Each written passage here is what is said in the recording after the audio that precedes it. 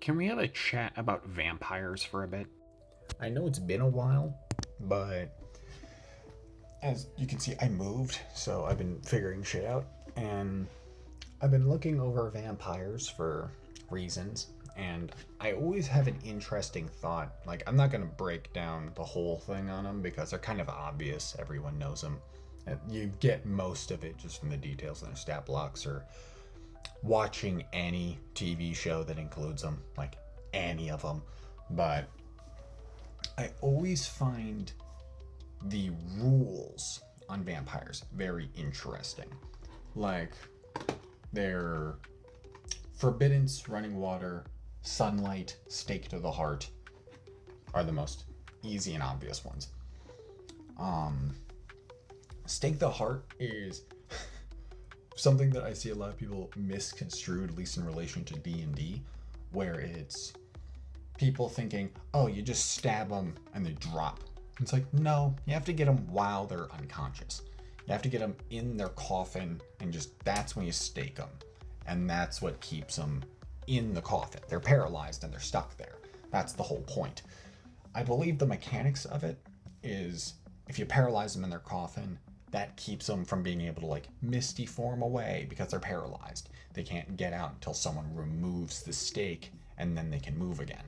Which logically my brain goes to is their heart doesn't beat automatically anymore. They have to will their heart to beat, and by staking it and stopping it, they can't get the blood moving and they can't get their body to move. Forbiddance is a more interesting one that I'll get into in a second. Sunlight is obvious. 1 second. Yeah, just double checked.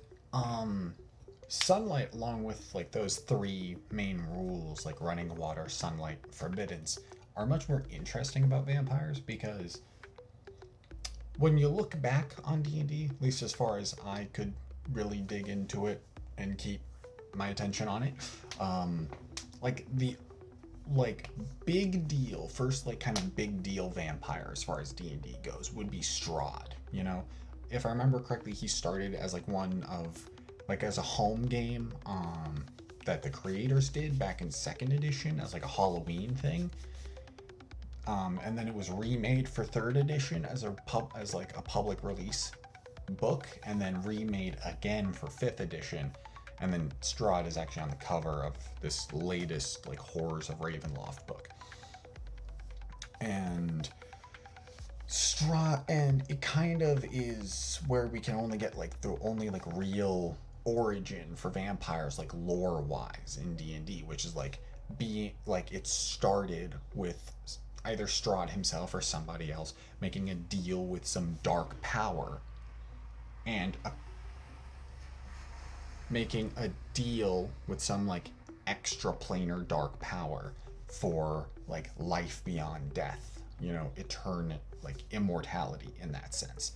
And these other like rules that for like that do damage or prevent them from doing things, I see, at least in my side and how I kind of run it, is ways of the world of the Forgotten Realms or Faerun just basically saying no. It's telling vampires they're not supposed to exist in this world, you know? I see the sunlight damage is a thing from Lathander, the god of the dawn. And his whole, like, one of the things about Lathander is he has a whole dissuadement against undead in general. And he's kind of saying, no, like, you should not be clinging to your previous existence. You should be moving on to your next one. I am saying, under the sunlight, you will not stand before me. And at least I find that is the more interesting way to run it. And it brings, like, a more round story to it. Especially it gives a better niche for anyone who wants to play, like, a paladin or cleric of Lathander. Running water, I get why historically running water is a myth on deterring vampires, because vampires are generally symbolized with stagnant water, which depicts like death or stagnancy or disease, and running water is a depiction for life or health, because running water is generally safe to drink. Um, Forbiddance is an interesting one to me because forbiddance doesn't seem like a law the world would be putting on a vampire. It feels like an internal law, kind of like more in that Fae sense, where they have to trick you to get you to do the thing they need so that they can like fuck you over or kill you. Um, but while Fae are generally kind of annoy players a lot because they're the type to trick you with the exact wording, vampires seem to be the type that have to abide to like the spirit of a rule, because you don't see vampires tricking around forbiddance with like wording a lot. Mostly I think because this is going to be a niche way to explain this, but if you've ever interacted with like a lot of like autistic people or people with like a lot of general neuroses, you'll see, and they have things like um I knew a person who could not leave the house if it was too bright outside. Literally would not leave the building. And I would give suggestions like wear a hoodie, put on sunglasses. Um, One point, I even suggested a fucking parasol, and they just go hard. No, not doing it. That's not how it works. And from an external logic, your brain just thinks they're being difficult. But in their head, it's no, no, the rule is there. The rule can't be broken. It's not a matter of wording or how to get around it. It's like you have to abide the law by the spirit of the rule. And I think that's a much more reasonable way of looking at vampires with this forbiddance rule. They cannot enter a residence without an invitation from an occupant, not from the owner, not from the person who actually lives there, but from an occupant, someone in the building. And obviously, that would have to be a rule based on the vampire's own perception.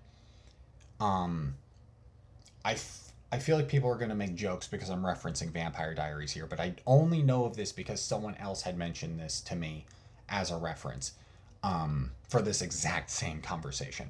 There was a circumstance where one of the vampires on that show wanted to get into a building but couldn't, and people actually kind of mocked them for it, at least at the doorway of that building, because they're like, you can't come in after us because we're not going to invite you in.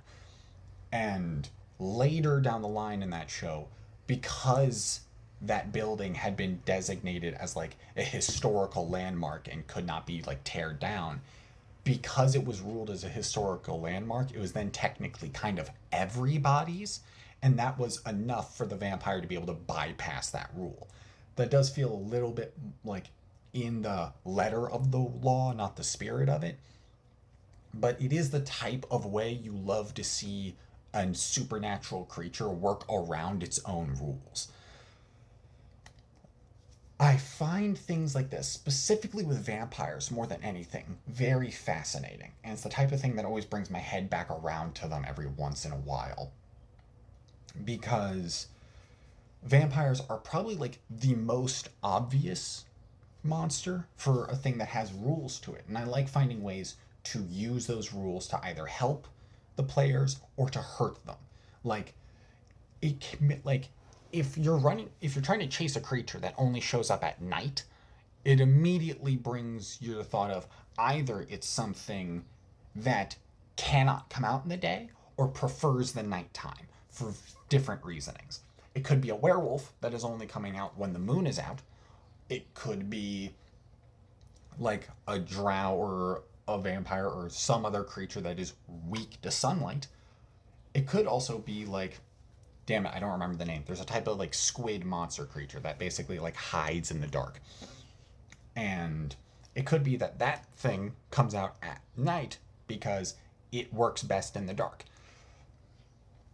There's a lot of interesting ways you can work around these things. Especially, I find it funny that a lot of people ignore spider climb, and I like to use that to fuck with people at times. And oh shit, I'm running out of time.